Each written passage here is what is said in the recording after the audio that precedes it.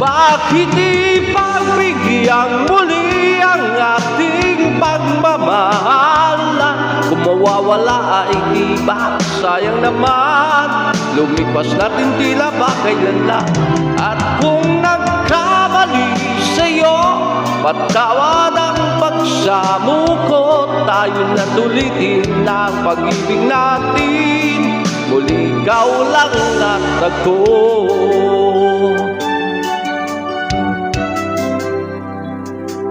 Kailangan ko ang tunay na pag-ibig mo, dahil tanging ikaw lang ang pintig ng puso ko.